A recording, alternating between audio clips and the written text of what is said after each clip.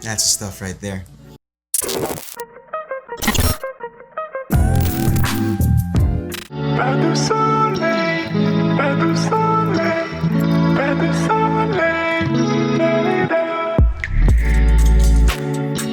Today's video, we have the Air Jordan 1 in the HyperRoyal colorway. Normally, I would go about the background of the shoe or some in-depth story about the sneaker, but there isn't really anything about these. It's just a normal colorway that, Jordan brand decided to release. It's not inspired from an OG color blocking or anything like the Chicagos or the Breads, but it does remind me of a different colorway that released a couple of years back. It's not an OG colorway or anything. It's the Turbo Green. Take a look at this, man. You can't tell me that they do not look alike. I know it's a different color from the Turbo Greens, but it's basically the same in terms of the aesthetic of it being a little bit faded, and the gray is actually a little bit comparable to the gray that was used in the Turbo Greens. If you are into that faded type of vibe, or if you like the Turbo Greens but can't afford them because I think they're about like what, $600, $700 on StockX, this is a good alternative to have for that. And if you're a sneakerhead that's into blue colored sneakers, then this is also something that you should add in your collection. Sure, I mean the blue is not as prominent as like the Game Royals or the Storm Blues, but it does have its own appeal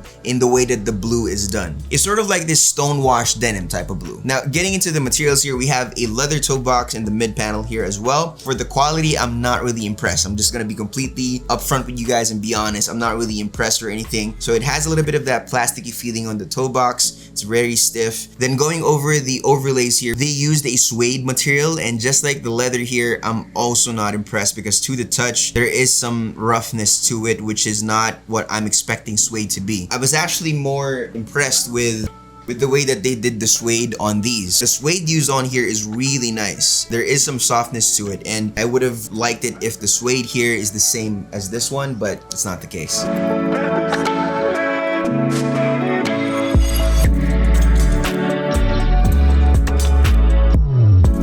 But I will give the swoosh some props because the leather used on here is actually really nice. It's very soft to the touch. I know it's a small part on the sneaker, but if you press onto it, you can definitely feel the premium leather used on here. And it's actually a really thick cut of the leather as well. And then going over the collar of the shoe, it is made out of this nubuck material. That's actually also really nice. I just think it's a little weird that the small parts on the shoe have the good materials, like the swoosh and the collar. I would have liked it if they at least did one material better. Like if they did the suede good or at least the leather good, but they did not do that at all. So all in all, I guess I'm not impressed. I don't want to lie in front of you guys. I'm just speaking my mind here. So the leather used on the swoosh is good. Nubuck is great as well. But this should not stop you from buying the sneaker if you want them. I'm just telling you guys, if you're expecting quality materials, that's not going to be the case. But if you like that faded aesthetic, then definitely go for this shoe. I mean, it's still a Jordan 1 at the end of the day, and it's hard to beat how iconic the shoe is.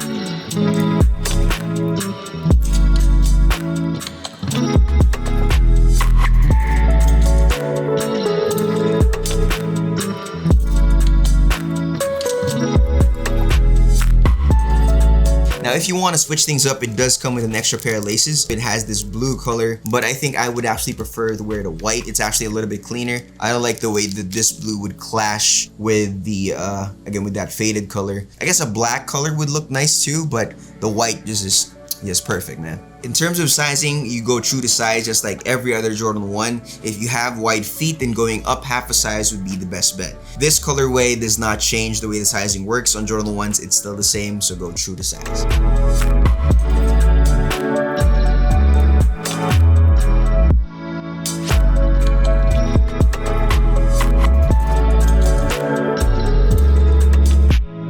Final thoughts on this sneaker. Personally, I'm not much of a blue sneaker kind of guy, so it's hard to ask for my opinion on these. But I do like that it has a, that faded aesthetic. I would have preferred the Turbo Greens over these, mostly because I like the color teal. But again, if you are a blue sneaker kind of dude, this is the way to go, man. This is the way to go. And there you have it for my review of the Air Jordan 1 in the HyperRoyal colorway. With that being said, go ahead and subscribe, like, hit the bell icon below, all that good stuff, and I guess I'll catch you guys in the next one. Thank you guys for watching. It's always been a pleasure. Take care.